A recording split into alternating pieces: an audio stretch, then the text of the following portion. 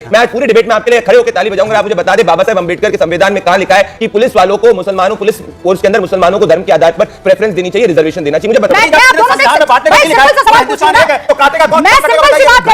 सबको एक होकर आगे चलना चाहिए कि सबको बढ़ बढ़ के आगे चलना चाहिए।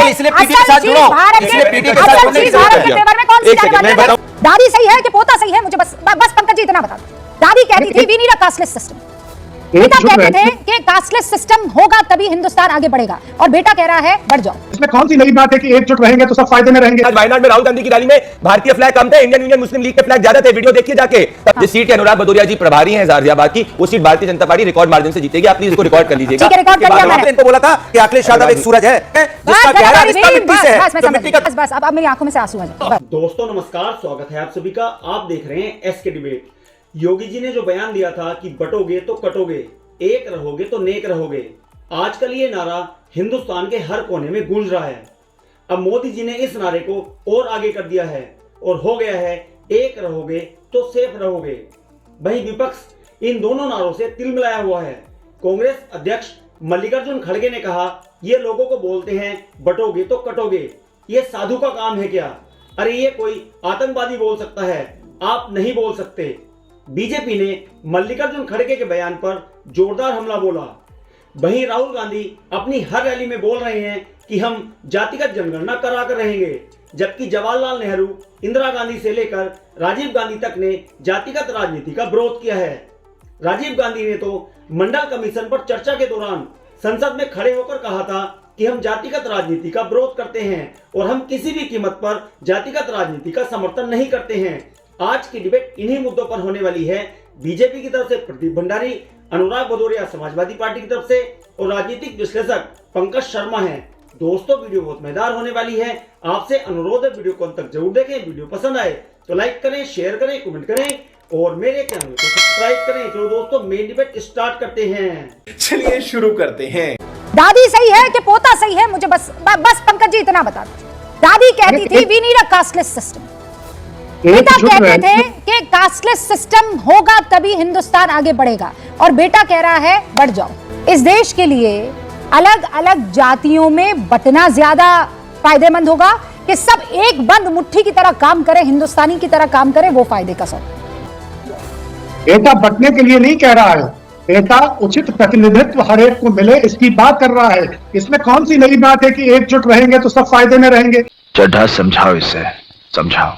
भारतीय जनता पार्टी को 10 साल से ये खाम ख्याली हो गई है कि जो हमारा मुल्क है वो बुधवा की लुगाई है, लेकिन ऐसा नहीं है। आप मतदाता को जरा गंभीरता से लीजिए। हम ले रहे हैं तभी मतदाता हमको चुन रहा है, और आप ईवीएम को ब्लेम कर रहे हैं और चुनाव आयोग को ब्लेम करते हैं। चुनाव के बाद में आज वायनाड में राहुल गांधी की रैली में भारतीय फ्लैग कम थे, इंडियन यूनियन मुस्लिम लीग के फ्लैग ज्यादा थे। वीडियो देखिए जाके। सबसे ज्यादा फ्लैग इंडियन मुस्लिम लीग के घरे, उसके बाद कांग्रेस पार्टी के सबसे कम तिरंगे। ये आपकी सोच, हमारे उसमें भारत माता की जय के नारे लगते हैं। इसीलिए 2024 के लोकसभा चुनाव में आदरणीय प्रधानमंत्री नरेंद्र मोदी जी प्रधानमंत्री बने, जो 50 साल में कांग्रेस का कोई प्रधानमंत्री नहीं कर पाया नेहरू जी के बाद में। समझे आप? इस बात को तोड़ मरोड़ कर पेश करने अगर ऐसा कहा जा रहा है रूबिका जी, तो उन्होंने भगवा आतंकवाद जैसे शब्दों का प्रयोग क्यों किया? मैं इनसे पूछना चाहता हूं कि क्या कास्ट सेंसस की ये बात करते हैं? क्या मुसलमानों के अंदर इतनी जाति, उसके कास्ट सेंसस को भी ये आगे समर्थन करेंगे? और इनका मैं आपको बताता हूं रियल इंटेंशन ये रहा। अक्टूबर 9, 2024 को जब शमा मोहम्मद कहती हैं हरियाणा के बाद में कि सिर्फ एक कम्युनिटी ने कांग्रेस पार्टी को वोट दिया और सिर्फ उसी कम्युनिटी का कांग्रेस पार्टी को ख्याल रखना चाहिए, वो है मुस्लिम कम्युनिटी। क्या ये कम्युनल पॉलिटिक्स नहीं है? पंकज जी, आप सिर्फ और सिर्फ एक वोट के लिए काम करते हैं, हम 140 करोड़ के लिए काम करते हैं। क्या बात है सर, क्या बात है सर। आप संविधान को खत्म करना चाहते हैं, दलितों के रिजर्वेशन को छीनना चाहते हैं। नाना पटोले ने इसको इंडोर्स किया, राहुल गांधी ने बोला।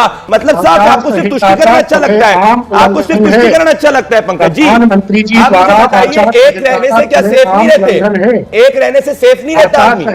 ये प्रधानमंत्री आपको लगता है आचार संहिता का उल्लंघन है, जाइए कंप्लेन करिए। अब मैं जरा उन 9 सीटों पर आती हूँ उत्तर प्रदेश के उपचुनाव, जहां पर एक तो आप बाकायदा जिम्मेदारी भी संभाल रहे हैं समाजवादी पार्टी की तरफ से, अनुराग भदौरिया। पीडीए, आपको लगता है पीडीए से डरती है बीजेपी? पिछड़ा, दलित, आदिवासी, लेकिन आदि, अच्छा आदि आबादी, हाँ, अगड़े। अबे जल्दी बोल, कल सुबह पनवेल निकलना है। जो पिछड़े अगड़े हैं, जिनको अगड़े पिछड़े बोलते हैं, हाँ। और हमारा अल्पसंख्यक। पीडीए पिछड़ा, दलित, अल्पसंख्यक, पिछड़े, अगड़े, आदि आबादी। ओके। तो ये सब आप जो इकट्ठा कर रहे हैं उनसे डरते हैं प्रदीप भंडारी और उनकी मैं तो पार्टी? डर के मारे परेशान हो, हार ही गए, वो 33 पे सिमट गए, हम 43 पे आ गए और अभी 9 सीटें हैं, वो अंडा हो जाएंगे, क्योंकि वो इनकी चर्चा ही नहीं करना चाहते। 9 में प्रदीप भंडारी आपका अंडा और ठीक है, आप अनुराग, अच्छा आप बाकी नहीं बात कर रहा। जिस सीट के अनुराग भदौरिया जी प्रभारी हैं गाजियाबाद की, वो seat Bharatiya Janata party record margin से जीतेगी। आप प्लीज इसको रिकॉर्ड कर लीजिएगा। ठीक है, रिकॉर्ड कर लिया मैंने। गजब बेइज्जती है। ये किस तरह की बातें करते हैं? ये बातें करें बटोगे तो कटोगे। अरे हम कहते हैं हम ना बटेंगे ना कटेंगे, हम जोड़ेंगे और हिंदुस्तान को आगे लेके जाएंगे। हिंदुस्तान के हर समाज को जोड़ेंगे, हर व्यक्ति को जोड़ेंगे। पहली बात तो हम नफरत है, बटेंगे कटेंगे कहां से आ गया ये बटेंगे कटेंगे? कौन कटना है? किसको काटने की बात हो रही है? हिंदुस्तान है, हम सब हिंदुस्तानी है। हिंदू मुस्लिम सिख ईसाई अगड़े पिछड़े, इसलिए हमने पीडीए की बात की। जो हमारी एक बहन बात कर रही थी सोशल जस्टिस, ये हम नारा लेके आए सोशल जस्टिस का, पीडीए का। पीडीए मतलब क्या हुआ? समाज के अंदर जो पिछड़े हैं, दलित है, अल्पसंख्यक हैं, जो पिछड़े अगड़े हैं, जो आदि आबादी है, पीछे छूट गई, उनको हमें समाज के मुख्यधारा में शामिल करना है और हिंदुस्तान को आगे बढ़ाना है। भाई एक आदमी बहुत तेजी से यहाँ पे बहुत तेजी से दौड़ रहा है, दूसरा व्यक्ति को भी अगर उसके साथ दौड़ाएंगे तो सब एक साथ दौड़ेंगे तो हिंदुस्तान आगे बढ़ेगा। हिंदुस्तान आगे बढ़ने की बात करते हैं, ये क्या कर रहे हैं? ये इसलिए मैंने इनको बोला था, ये भूल गए कि एक सेकंड, मैंने इसलिए इनको बोला था कि अखिलेश यादव एक सूरज है जिसको कहते हैं ना, जिसका गहरा रिश्ता मिट्टी से है। वो मिट्टी की खुशबू पहचानता है, मिट्टी की तकलीफ पहचानता है जनता की, वो किसानों का दर्द पहचानता है, इसीलिए वो आज मसीहा के रूप में गिना जाता है। जनता ने 43 सीटें गलत एग्जाम्पल दे रहे हैं। सूरज मिट्टी की खुशबू कैसे पहचानेगा? सूरज क्यों नहीं पहचाना? सूरज की किरणें जमीन पे पड़ती है, तो आप सुनिए, सूरज की किरणें जमीन पे पड़ती है। क्या बात कर रहे हैं? क्या बात कर रहे हैं? वो सूरज है, सूरज है, उसका गहरा रिश्ता मिट्टी से है। मिट्टी जो है सूरज की किरणों को पहचान सकती है, सूरज कैसे मिट्टी की क्यों नहीं जानेगा? सूरज कैसे पहचानेगा? अरे सूरज अगर मिट्टी पे नहीं पड़ेगा तो मिट्टी को आपने देखा जब यहाँ फसल लगती है तो फसल को नहीं, फसल को सूरज की जरूरत होती है नहीं होती? अरे नहीं, ठीक है, तो फिर सूरज की जरूरत होती है, लेकिन मिट्टी पहचान रहा है, खुशबू ले रहा है, गहरा रिश्ता मिट्टी से। मैंने कहा गहरा रिश्ता, मैंने अखिलेश यादव एक सूरज है जिसका गहरा रिश्ता मिट्टी से है, जो मिट्टी का दर्द और खुशबू और मिट्टी की तकलीफ जनता किसान का पहचानता है। यही तो है। बस अब मेरी आंखों में से आंसू आ जाए बस। ये सेफ कौन है? आप लोग सेफ हैं कि जो वोटर्स आपको वोट कर रहे हैं वो सेफ है? देश सेफ है रुबिका जी, क्योंकि एकता की बात सरदार वल्लभ भाई पटेल ने करी थी। मैं आपको कॉन्स्टिट्यूएंट असेंबली की तरफ ले जाना चाहता हूं, और कॉन्स्टिट्यूएंट असेंबली के अंदर जब इसके ऊपर डिबेट हो रही थी कि धर्म के आधार पर क्या माइनॉरिटीज को, मुस्लिम्स को रिजर्वेशन देना चाहिए, जिसमें बाबा साहेब अंबेडकर, जवाहरलाल नेहरू, ये सब उस समिति के अंदर थे, आउटराइटली रिजेक्ट किया गया था। और सरदार वल्लभ भाई पटेल ने कहा था हमारी एक आइडेंटिटी आगे, भारतीय आइडेंटिटी। मैं कांग्रेस की हिपोक्रेसी एक्सपोज करूंगा। ये रहा कांग्रेस पार्टी का राजीव गांधी के समय एड, अगर आप देखेंगे तब कांग्रेस पार्टी क्या कह रही है कि आपको वोट मेरिट के हिसाब से करना चाहिए। आपकी डेस्टिनी इस बात पर निर्धारित नहीं होगी कि आप कौन सी जाति के अंदर आपने पैदा हुए हैं, परंतु आप कितनी काबिलियत रखते हैं। और आज कांग्रेस पार्टी सिर्फ और सिर्फ जाति जनगणना हिंदुओं के अंदर करने की बात कर रही है। मुझे बताइए रुबिका जी, इन्होंने सैफरन टेरर को वापस से आगे शुरू किया है। योगी आदित्यनाथ जी का अपमान, ये भगवा का अपमान है। 26/11 के वक्त इन्होंने आरएसएस की साजिश भगवा आतंकवाद शब्द का प्रयोग किया था।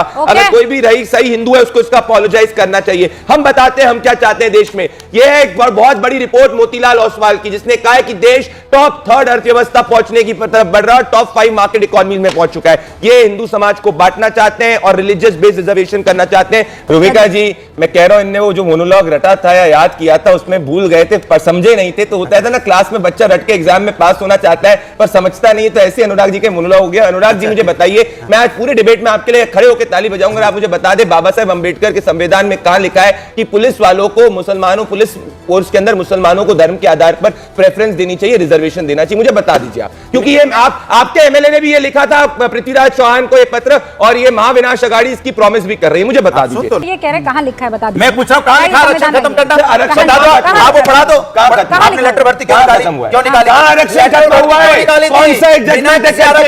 अनुराग जी मैं पढ़ देता हूं, मैं पढ़ना चाहता हूं, मैं वापस से पढ़ देता हूं।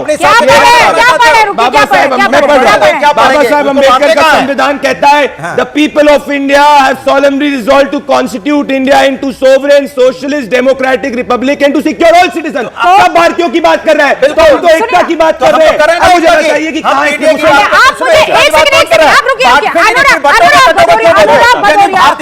अनुराग भदौरिया मिस्टर भंडारी की बात क्यों करते हैं? मैं आप दोनों से बांटने का नहीं लिखा है, हिंदुस्तान एक है तो काटेगा कौन? मैं सिंपल सी बात कर रही हूँ। परिवार की बात है। बटेगा कैसे? बटेगा कैसे? सर सुनिए, बटेगा कैसे? जब यादव कहेगा कि मैं मुझे दे दो, मराठा कहेगा मुझे रिजर्वेशन दे दो, आदिवासी कहेंगे नहीं मैं हकदार पहले हूँ, फिर उसके बाद दूसरा कहेगा, कल को ब्राह्मण आ जाएगा कहेगा मैं हकदार हूँ, फिर उसके बाद मुसलमान कहेगा अरे नहीं मैं हकदार हूँ। सबको एक होकर आगे चलना चाहिए कि सबको बट बट के आगे चलना चाहिए? बिल्कुल, इसलिए पीटी के साथ जुड़ो।